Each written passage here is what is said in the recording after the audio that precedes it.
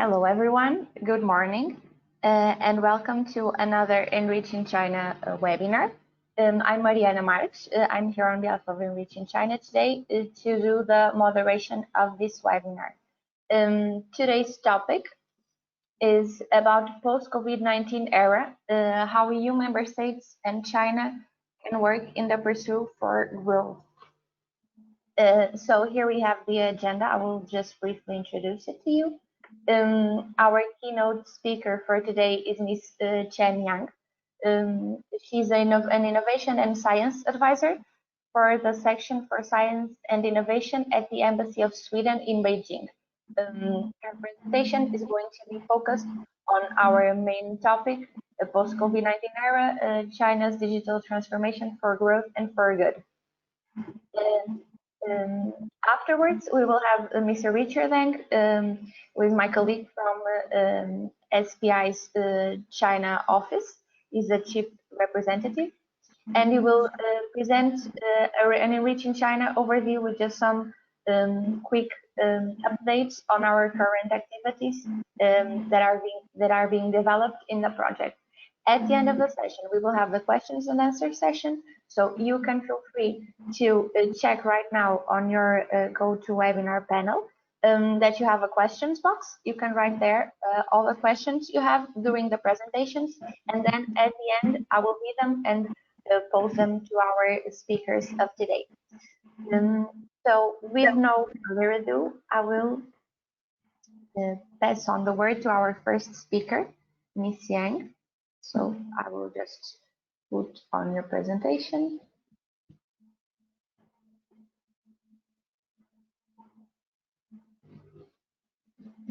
Yes, it's already live. You can start, please. Okay, thank you. Thank you, Marina. So, hi, everyone. I'm Chen Yang, the Science Innovation Advisor working in the Embassy of Sweden in Beijing. Thank you, everyone, listening my webinar today. So, the topic is the China's digital transformation for growth and for good in the post-COVID-19 era. Next, please.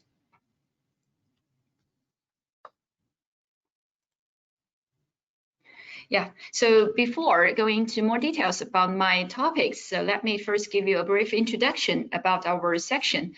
So there are 6 offices in the world: the Beijing, Tokyo, Seoul, New Delhi, and Washington D.C. in Brasilia.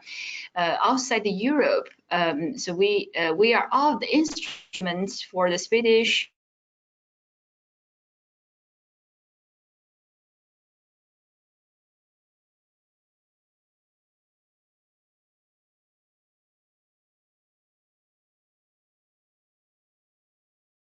bilateral cooperation with China. We are co-governed by the Ministry of Enterprises and Innovation, Ministry of Education and Research. Can you hear me now? Yeah, can you go back to the last slide?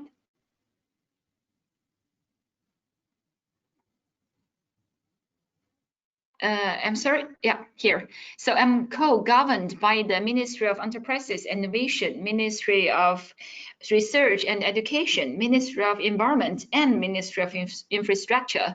And since we are working embassies, we work closely with the Ministry of Foreign Affairs also. So please scan the QR code for more details information about who we are and what we are doing in this 2 years. Next, please.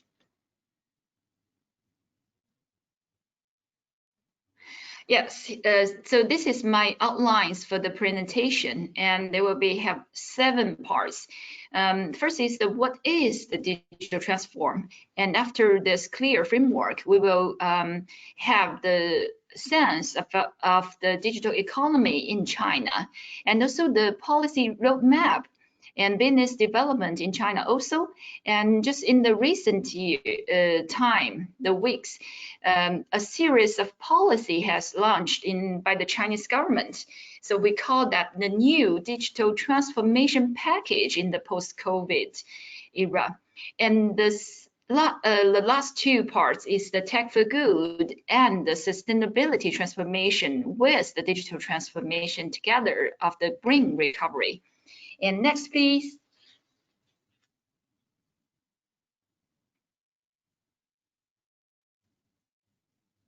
Yes.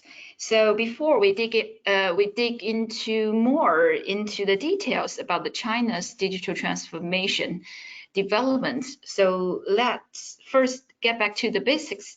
So I think everyone here always like hearing and talking about digital transformation, but do we talk about the same thing, or do we have a common view of what it is and how it could be achieved?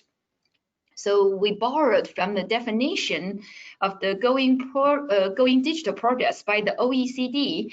So the digitization is the conversion of analog data and processes into a machine-readable format. And the digitalization is the use of digital technologies and data as well as interconnection that results in new or changes to the existing activities.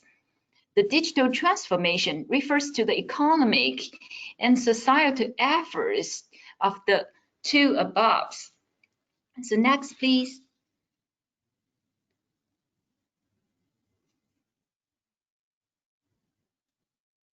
Yeah, after this theoretical words, so let's get something like we familiar with. So this is the seven most key technologies in the digital technology ecosystem: the Internet of Things, 5G, cloud computing, big data, artificial intelligence, blockchain, and computing power is the seven key emerging technologies in this ecosystem. And the combination of these seven multiplies their potential and functions in the different practical scenarios. For example, the IoT with the 5G plus the AI could empower the development of the intelligent connected vehicle and autonomous driving. And data is also to be the most important source of value to push the digital transformation as the new oil. But how the data and data flows really affect individuals, the economy, and also the society. The data-driven technology and innovation with the new business models could also let the new players compete in the areas previously dominating by the large giants. And also in some special cases, the new ones entirely create the new market. So there are new things happened every day. Next, please.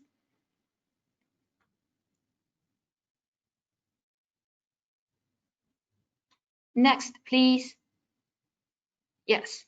So now we go into the digital's role in the GDP. So how it really looks like in the economic. So before the COVID-19 breakout, the digital economy already been playing a significant role as a new driver for the Chinese economic growth and social transformation. And using the OECD framework of digitalization, China's digital economy accounts for about 6% of GDP even in 2017. And following a broad definition by the China Academy of Information and Communication Technology, the digital economy shares of China's GDP has already reached around 30%. China's development of this digital economy has been mainly driven by the integration of ICT with traditional service sector, such as the financial, entertainment, and the most important, the e-commerce. As a result, the service sector is the most digitized, with ICT contributing to 33% of the service sector value added in 2017. Next, please.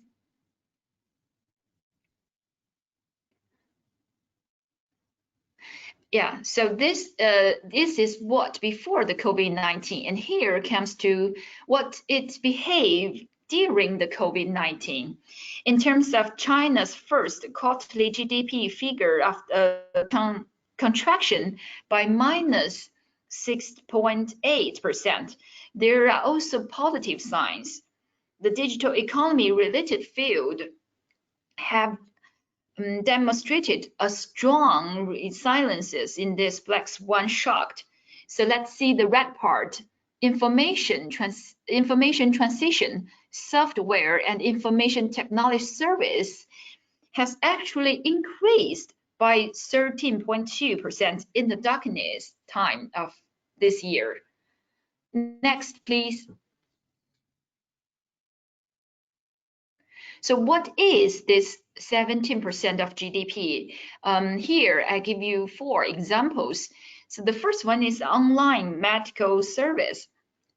More than 10 online medical platforms and over 200 free online diagnosis consultation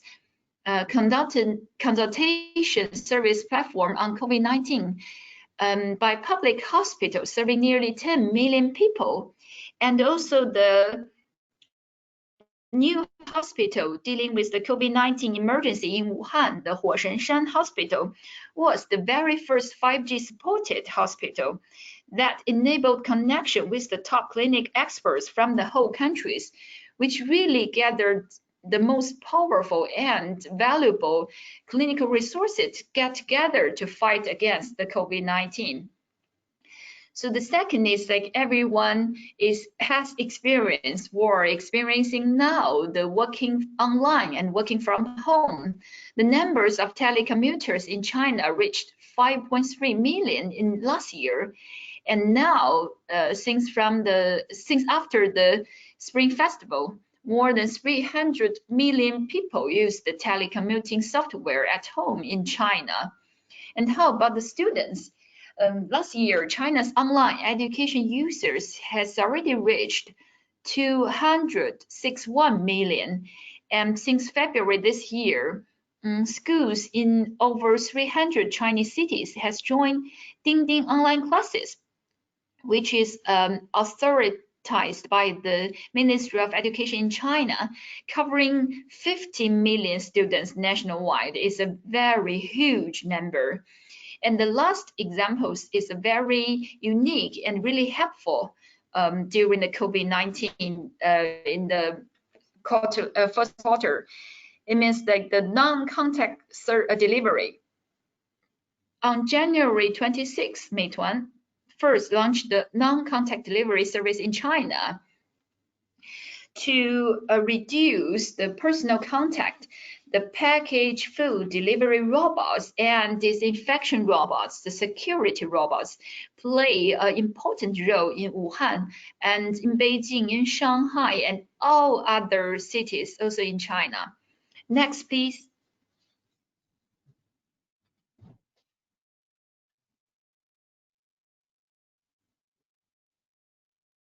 Next, please. Yes. So what kind of preparation China has made to support and to get this digital transformation during the COVID-19? It is obvious that China has made a long-term effort and prepared ground for digital transformation in the last decade, and now and also in the future. So from 2006, China has its National Information Development Strategy 2006 to 2020. And in the recent years, the national level comprehensive policy continues, like the National Internet Plus Action Guidelines, the 13th 5-year plan. And also we believe in the next year, the 14th 5-year plan, the digital transformation also will be the most important part of that. And also there are also specific policies for particular areas. Here is like some examples. The Big Data Development Action Plan, the Manufactured in China 2025, the New Generation AI Development Plan is like the most famous one and attract a lot of actions, both inside and outside China.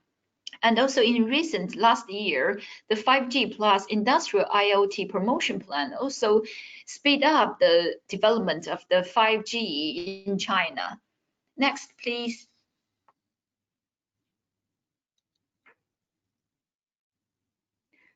Next, please. Yes.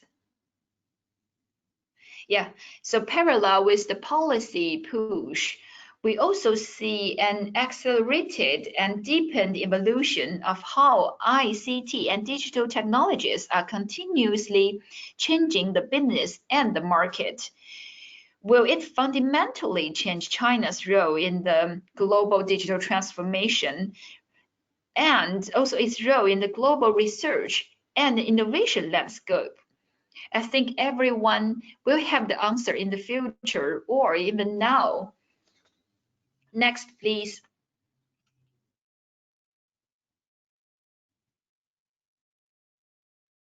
Yes, so I just talked with like all the things China has done before the COVID-19, and how about now? What's for the recovery?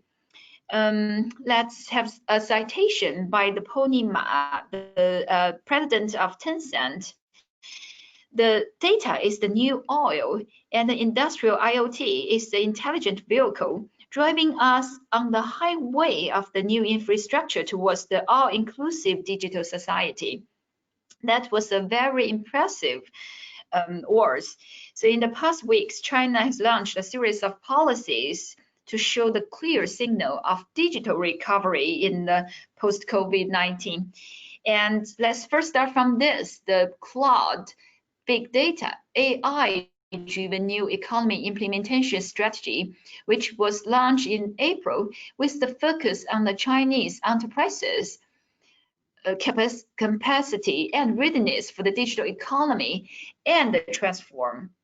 Because in the fact, the digitized and digitalization level of the Chinese enterprises is not as high as we thought. So, for example, only 25% of Chinese enterprises carried out the digitization and digitalization related transform compared to the 46% in Europe and 55% in the US. So small and medium enterprises and even the micro enterprises in the manufacturing sector face even higher threshold. So all this fact made this policy is not something floating in the air, but it really solved the practical problems for the SMEs who have limited knowledge for the digital transformation, and for those who have dared not to take the first step towards the digital transformation, and also who cannot afford it. So they are very concrete actions could help these SMEs to break the barriers. Next, please.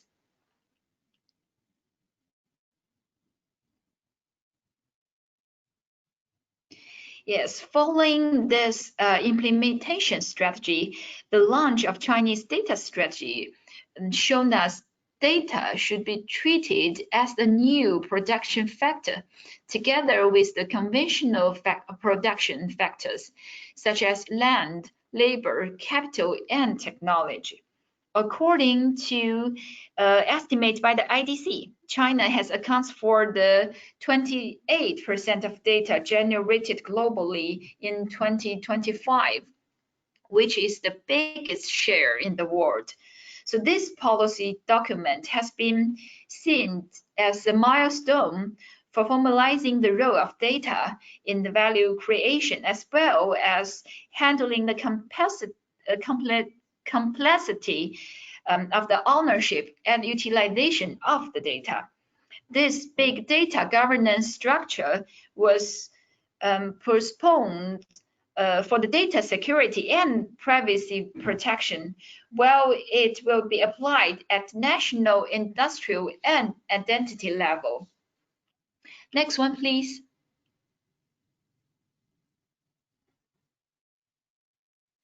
Yes, so the third one is the most hottest one. I think everyone could see that from the China's newsletters for the WeChat, is the new infrastructure development, which this attract the most attention and curiosity because infrastructure development and investment used to be a crisis recovery hotspot.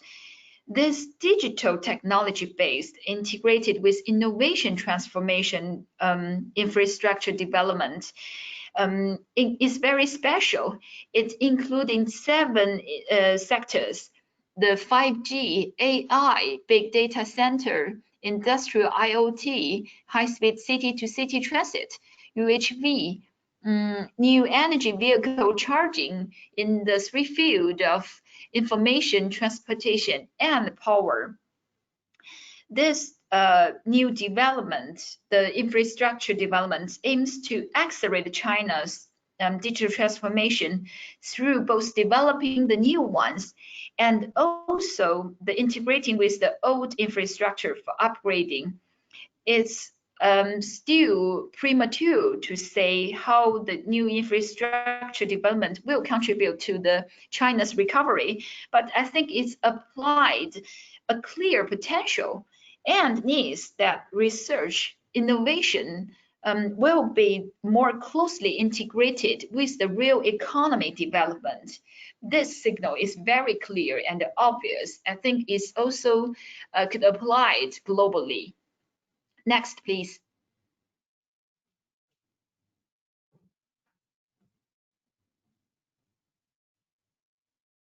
Yes. So after talk a lot about the technologies, the scenarios, so let's move to shift our concentration to the societal implementation of the digital technologies. Here is like some key questions summarized by the business community and the leadership. In the political section, should be always kept in mind. For example, how will digital transformation transform our economy, our life to a more efficient and more sustainable life? Will the technology be the job enhancement, the job creation, instead of the job killer? And will the technology could deal with or minimize the stereotype or prejudice, barriers and discriminations associated with the age, the race, the gender? And how will it change the relationship between the policies, regulations, businesses, and citizens? How can we get the better knowledge sharing and the wealthy distribution? And how to secure the trust, the transparency, the instincts, and integrating? And there are also like other questions. It's not an easy, it's not an easy question, but I think there need to be solved and always to be kept in mind. And next, please.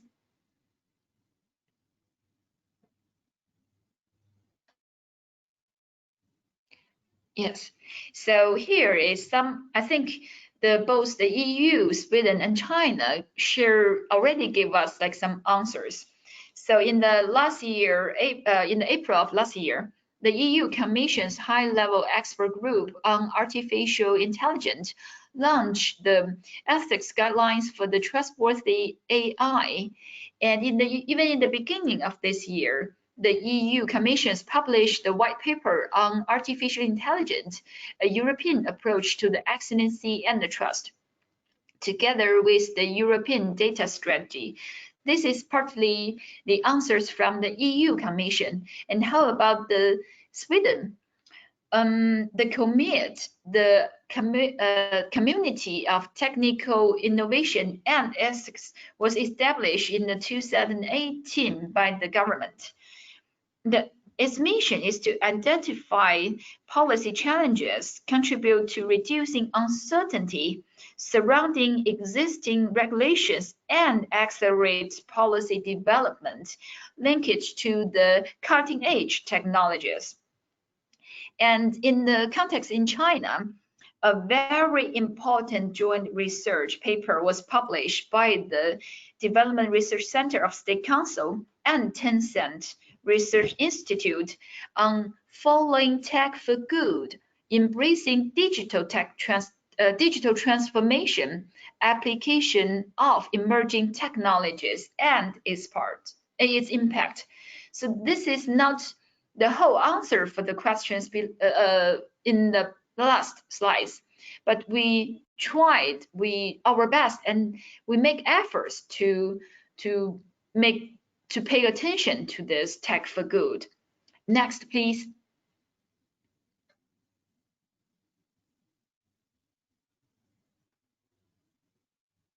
Yes, the green recovery. The green recovery for China is not a to be or not to be question. It's absolutely necessary.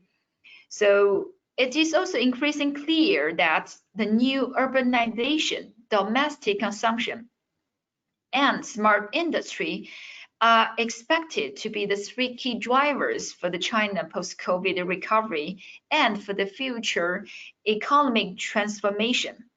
So first, the urbanization. China's ambition is to build over 100 pilot projects on the new types smart cities, and they will have a smart and intelligent solutions on the problem of transportation, public services, public safety, education, healthcare, environment protection as the focus. And the domestic consumption has become a dominating driven force of China's economic growth. And it will be, and it is the most critical source for the environment pollution and greenhouse emission and waste. So with this, the key driver for the economic recovery, the domestic consumption, will it possible to be done both smartly and sustainably? And China also have a very high ambition in upgrading and transforming in its industry sector through the digital transformation. But how to explore and develop the sustainability potential for this China versions of Industry 4.0 is a very challenge and should be always keep in mind when doing the green recovery. Next, please. Yes, here I show a very good showcase in China, which is like also like easy for us to understand this question. So China is very advanced in the digitized consumption, and China also promotes the sustainable consumption behavior. But what is the overlap? That is the sustainable digitized consumption. But this is not a low-hanging fruit. A lot of thinking behind and a lot of things need to do. So there I show 5 awareness, the questions, the problems before before achieve these goals. So for example, the awareness of source intensive consumption behavior and system knowledge on sustainable products and service need to be approved, and also how to make individual reduction in consumption, and as well in the whole life cycle, how to make it to as a collective resource saving, reuse, repair, sharing, and exchanging. All of these questions and solutions awareness should be done and should be prepared well before to get the sustainable digitized consumption. Next, please. Yes, here, yeah, the one, yeah, this one. So these are the 3 phases of digital transformation to sustainability. The technology developed rapidly, and at the same time, awareness of sustainability also grows up. So the first phase of this is how to make digitalization for sustainability. But there is also some unintended consequences shown, like more resources used and emission, and also there will be more equality happened. And comes to the second phase is the sustainable digitized economy and society. So from the first phase 1 to phase 2, it developed from the fragment to the mainstream. And also it's not a one country's effort, but it comes to the global cooperation. And I think so far we are in somewhere between in the phase 1 and phase 2. And how about what is the future? What is the phase 3? It is the integrated and disruptive digital and sustainable transformation. And with the technology development and machine-centered development, what should human do? It could be for good or sometimes for the bad impact. So make the digital transformation and the machine contribute to the harmony between humanity and the nature, and the collaboration between human and machine is challenging to all of us. So next, please. Yes, so here is also what Sweden and China has done for this.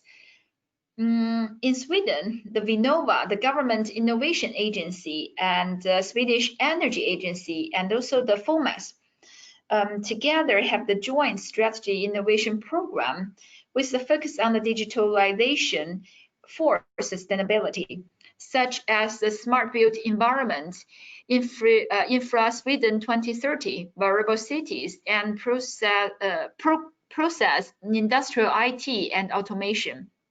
And recently, Vinnova also launched a new call on the AI in the service of climate together with the FOMAS. And also the largest Sweden research institute, RISE, also have comprehensive research program on the digitalization for a sustainable and better life for all. So it comes to the China. Also, a proposal of using China's digital platform to promote sustainable consumption through making consumer voucher green as part of economic recovery package has caused a significant policy interest. And also in continuing development of China's green finance system, the application of digital technology to labeling and verifying green consumer goods and green SMEs is also obvious direction to reduce green finance service cost. And the third is we know that the data center always consume a lot of electricity in China, and it's grow annually very fast. So the MIIT, the Ministry of Industry and Information Technology, and the National Energy Administration have launched a new guideline on strengthening construction and operation of new data center in 2019 last year. So this is what China and Sweden has done for the sustainability transformation together with the digital transformation. I believe in the future there will be more could be done, and there will be more will be done. And next, please. Yeah, so before ending my presentation today, so let me advertising our blog. This is please scan the QR code. So this is our office blog list. You can dig up more with our thoughts, our thinkings, and the facts both happen in Sweden and China related to the innovation, research, higher education, and environment problem. And thank you for listening. And the last one, please. This is also my,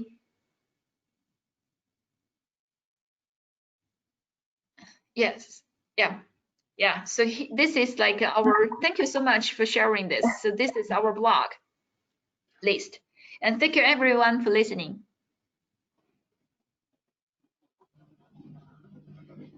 Thank you, Ms. Yang. Yes, here is the final slide with Ms. Yang's contact. Yes. Thank you for your presentation. I will now pass on the word to, I don't know if you'd like to add anything else. No, thank you. Okay, so I will now pass on to the next presentation about ENRICH in China, just to give you a brief overview of the current developed activities. And before we start, I would just remind all the attendees that you can still keep using the questions section on the GoToWebinar panel to write any questions that you have to the speakers, and that we will read them at the end. Okay, so now I will pass on the word to Richard. You can start, please. Okay, thank you, Marina. Hello, everyone.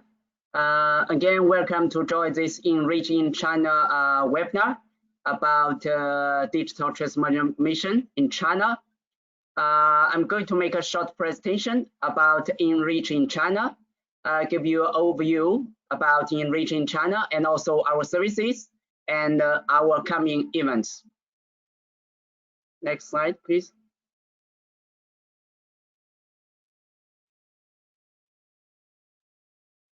Sorry, I share my screen. No, Richard, there's no need. The slide is already on. If you can ask me, I can change to the next. Okay, thank you. So how ENRICH works in China? So ENRICH is a project funded by the European Commission with Horizon 2020.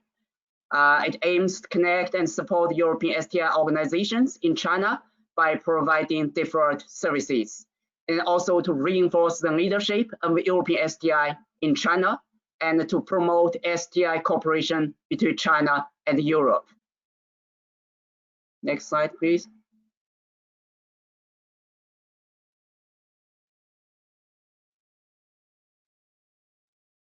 So who are ENRICH's clients? So basically, we offer services to research actors, innovation actors, and also business actors. As you can see, more specifically, including different types of organizations, universities, research center, research councils, innovation agencies, funding agencies, STI network and platforms, and also large companies, SMEs, startups, master management organizations, and business association and chambers. Basically, we focus a lot with technology-based SMEs and startups to support innovative activities. Next slide, please.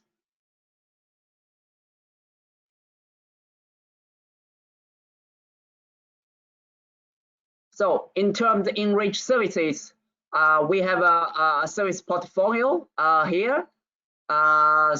In general, we offer STI intelligence services and training, and also consultation and coaching, and also cooperation in neighborhood events, and also kind of a soft landing and co-working zones. I won't go through them in detail. I will explain a little bit more in the next slides about those activities we did, and also those coming activities we are doing now, so you'll have an idea what we do. So ENRICH in China service offering,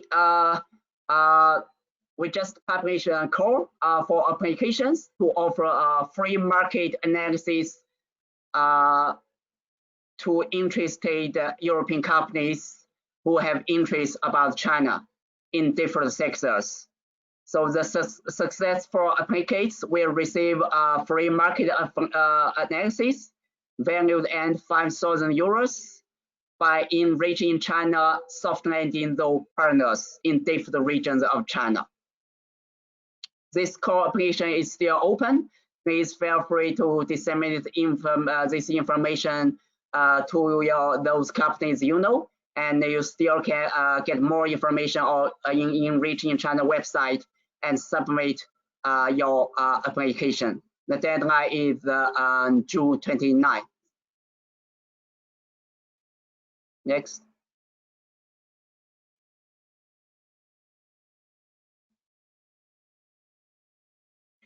And then we regularly offer cooperation inaugural events.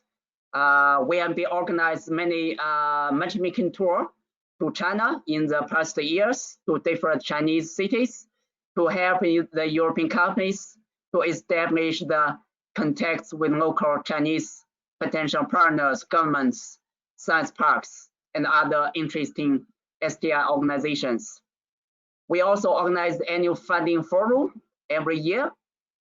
And this year, we're going to organize a digital funding forum in October.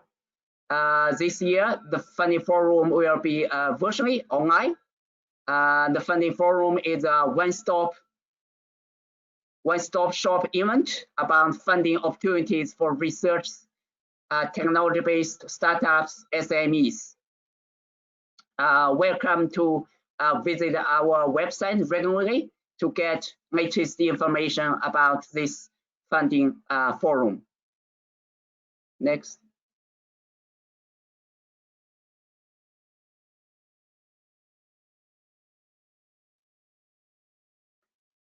As I mentioned, ENRICH has soft landing low partners in different regions of China.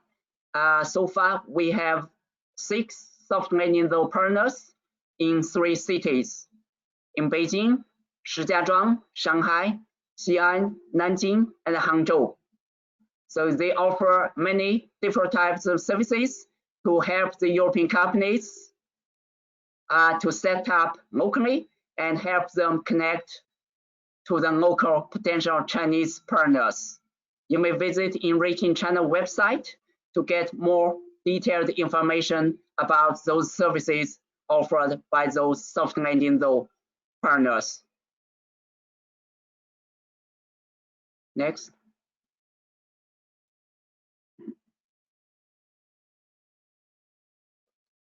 Except for soft landing low partners, with the ENRICH China community, we also have external service providers and also ENRICH China members in general.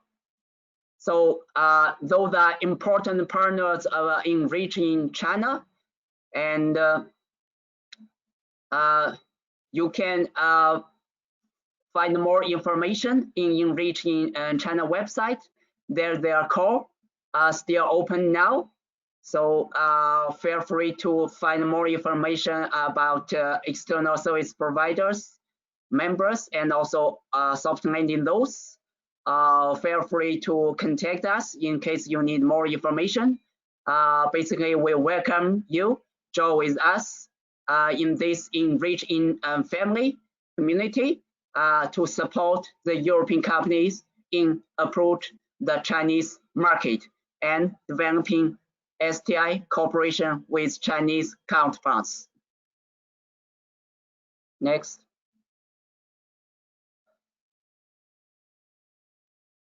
Okay, our coming activities. Still on Friday this week, we are going to have another webinar with focus on China, a child-friendly city adaptation in China. And then next week, we are going to have another session, online conference, 2020 CCN New Area International Investment Enterprises Symposium. This is ENRICH works together with Nautica Sustainable City Program, CPBC, and also CCN New Area Administration, the local government, to help Europeans understand the investment opportunities in this new fast developing area. And then on June 25, we have another webinar to brief about new opportunities in Jinan, another interesting city in Shandong province in northeast part of China, to let you know more opportunities there in this region. And then October, we are going to have the annual funding forum. welcome to visit ENRICH in China website to find more information about those coming events. And also you could register online. Next. Thank you very much. That's my presentation.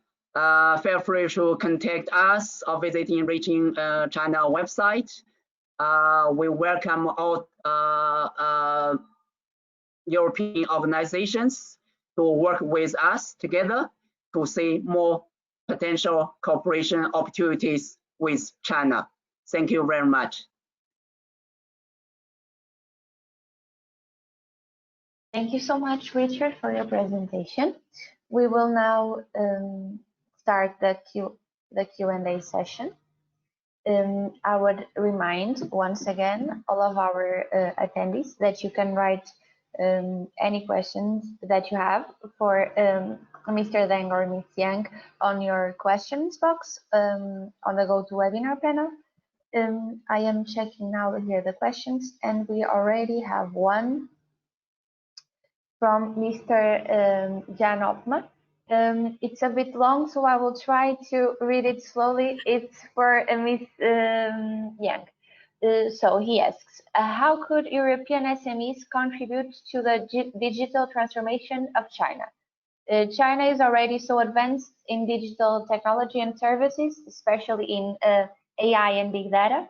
In which areas European SMEs can still add value apart from sustainability, which you already mentioned?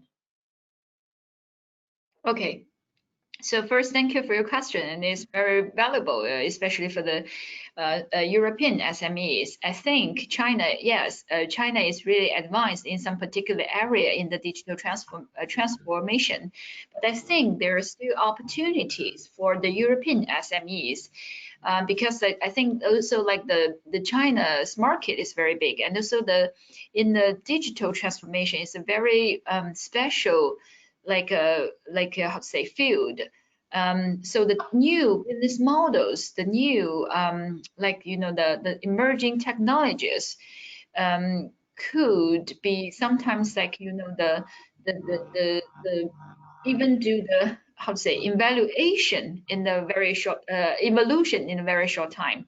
So I think the European SMEs should dig up more into the Chinese market to think, to analysis first, and then to see what's your advanced. Because also, like for example, the European has also different how to say characters. For example, like one of the most famous like the Swedish startups now becomes the unicorn. For example, Spotify. They take this a very special area as the online music like platform. So I think European SMEs could dig up more into the Chinese market to see the opportunities. And also there is a lot of challenges in China now. So I think also learn from the Chinese policies also could help you a lot to see what will happen future in the China. Then do something advanced. Then not something already happened in China. And also I think European SMEs could also learn from China to how to say transform some new business models and some ideas to the European. Also is maybe another option. And thank you. Thank you, Ms. Yang, for the answer. So I would ask again to our attendees, if you have any other question, please write it here for Ms. Yang. Unfortunately, Richard, our speaker for ENRICH in China, had to leave. But if you have any questions about the ENRICH in China project, you can also write it here. I am also able to answer, or if you'd like to ask something directly to Richard, you can email us, and then we will link you with him and he can answer. Also, I take the opportunity to mention that you can also, if you have any other question afterwards, you can also email us at the email that you are seeing in your screen now at china@enrichcenters.eu. And either the question is about Enriching China or to Ms. Yang, we can also reply to you. So we don't have any further questions at the moment, as I'm seeing here. So I would thank everyone who attended today. I would thank Ms. Yang very much for being with us and for the collaboration of the Embassy of Sweden with us here in today's webinar. We look forward to keeping the cooperation. Yes. Absolutely. So thank you once again, and thank you everyone for attending. Just to know more of the upcoming events of Enriching China, just keep checking our website as the address is mentioned here. And if you'd like to reach us, you can always contact us at our email, as I already mentioned. So thank you once again, Ms. Yang, and thank you everyone for attending. Have a nice day and see you on another Enriching China webinar. Thank you, everyone. Yeah, thank you. Bye-bye. Have a good day. Thank you. You too. Bye-bye.